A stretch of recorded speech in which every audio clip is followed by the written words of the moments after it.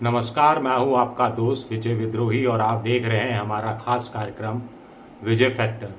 क्या चुनाव आयोग के मुख्य चुनाव आयुक्त ज्ञानेश कुमार की हालत पूर्व उपराष्ट्रपति जगदीप धनखड़ जैसी होने वाली है? जगदीप धनखड़ के खिलाफ अविश्वास प्रस्ताव लाया गया था, यानी प्रस्ताव रखा गया था, वो मंजूर नहीं हुआ। लेकिन जगदीप धनखड़ पर कुछ इस कदर नैतिक दबाव पड़ा कि वो निरपेक्ष से होने लगे, निष्पक्ष से दिखने लगे और इस चक्कर में गद्दी जाती रही। अब विपक्ष का कहना है, समूचे विपक्ष का एक स्वर में कहना है कि मुख्य चुनाव आयुक्त ज्ञानेश कुमार के खिलाफ लोकसभा में अविश्वास प्रस्ताव लाया जाएगा, महाभियोग, इम्पीचमेंट, माफ कीजिएगा, इम्पीचमेंट, महाभियोग लाया जाएगा। पहली बात तो ये है कि लोकसभा अध्यक्ष ओम बिरला इस प्रस्ताव को स्वीकार कर लेंगे, ऐसा मुझे तो दूर दूर तक भी दिखाई नहीं देता। फिर विपक्ष का मकसद क्या है? विपक्ष चाहता है कि इस बहाने लोग सुर्खियों में आते रहें, मुख्य चुनाव आयुक्त की बातें, प्रेस कॉन्फ्रेंस, 90 मिनट की बातें, हवा हवाई बातें, फिल्मी डायलॉग, ये सब लोगों को याद आता रहे और विपक्ष ज्ञानेश कुमार के बहाने मोदी सरकार पर भी दबाव डालता रहे। अगर प्रस्ताव मंजूर हो जाता है, मान लीजिए, वैसे तो कतई मंजूर नहीं होने वाला, तो चर्चा होगी, चर्चा के बाद वोटिंग होगी, वोटिंग में 100% ये प्रस्ताव गिर जाएगा। लेकिन चर्चा के दौरान तो हमला करने का मौका मिल जाएगा। अलबत्ता आप कह सकते हैं कि सत्ता पक्ष को भी हमला करने का मौका मिलेगा, ज़रूर मिलेगा। लेकिन अगर एनडीए के साथी चंद्रबाबू नायडू थोड़ा सा भी दाएं बाएं हो गए, नीतीश कुमार थोड़ा सा भी दाएं बाएं हो गए, एकनाथ शिंदे थोड़ा दाएं बाएं हो गए, चिराग पासवान दाएं बाएं हो गए, क्योंकि नीतीश और चिराग पासवान की तो पूरी की पूरी आगे की जो राजनीतिक जिंदगी है बिहार के चुनाव पर ही टिकी हुई है, तो क्या किरकिरी नहीं हो जाएगी? ये अपने आप में एक बड़ा सवाल उठता है। अब ज्ञानेश कुमार पर विपक्ष आखिर महाभियोग लाना क्यों चाहता है? ऐसी क्या भारी गुस्ताखी कर दी ज्ञानेश कुमार ने?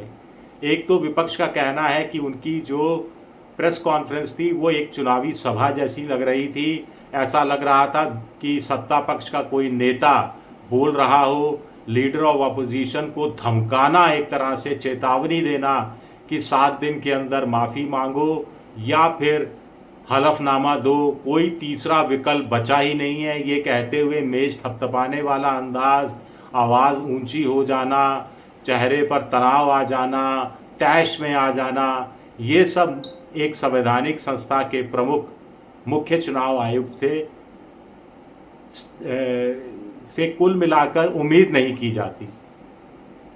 फिर अखिलेश यादव नाराज़ हैं कि ज्ञानेश कुमार ने प्रेस कॉन्फ्रेंस में कह दिया कि उन्होंने, यानी अखिलेश कुमार ने और अखिलेश यादव ने और बीजेडी के नवीन पटनायक ने आरोप तो ज़रूर लगाए थे विधानसभा लोकसभा चुनाव में गड़बड़ी के, लेकिन शपथ पत्र नहीं दिया था।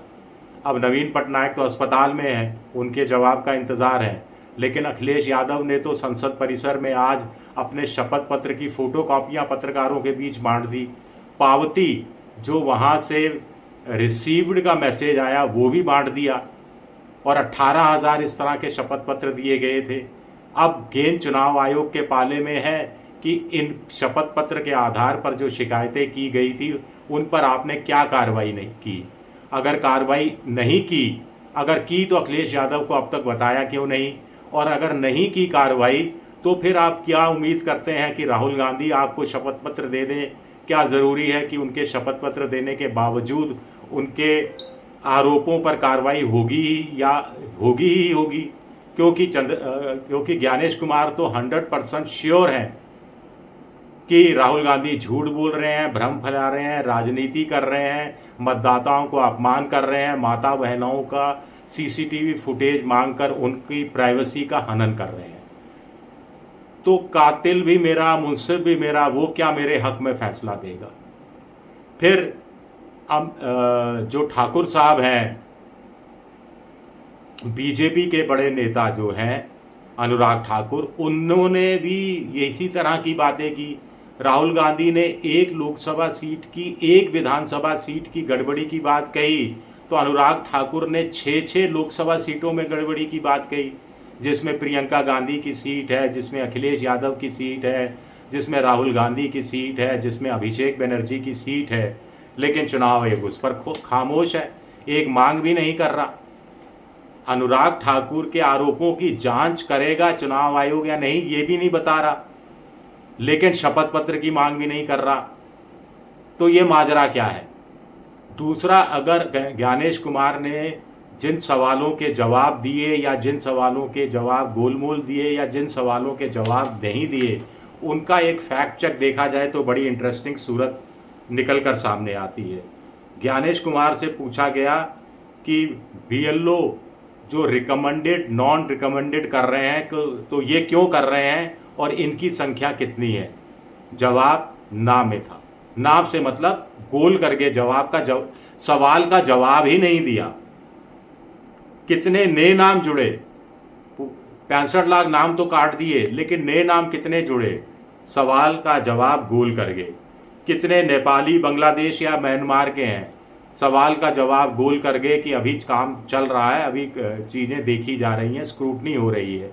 जब स्क्रूटनी हो रही है तो फिर सूत्रों के अनुसार ऐसा क्यों कहलवाया जा रहा है अखबारों में और मीडिया चैनलों में कि बड़ी संख्या में इस तरह के विदेशियों के नाम आए हैं? पूछा गया कि 7.25 करोड़ जो फॉर्म भरे गए हैं उसमें से कितनों ने डॉक्यूमेंट्स दिए हैं, कितनों ने डॉक्यूमेंट्स नहीं दिए हैं। पहली बार सवाल पूछा गया, गोल कर गए। दूसरी बार सवाल पूछा गया तो कहा कि स्क्रूटनी चल रही है। सवाल पूछा गया क्या SIR के बहाने NRC की जा रही है, नेशनल रजिस्टर ऑफ सिटीजनशिप तैयार किया जा रहा है? जवाब गोल कर गए।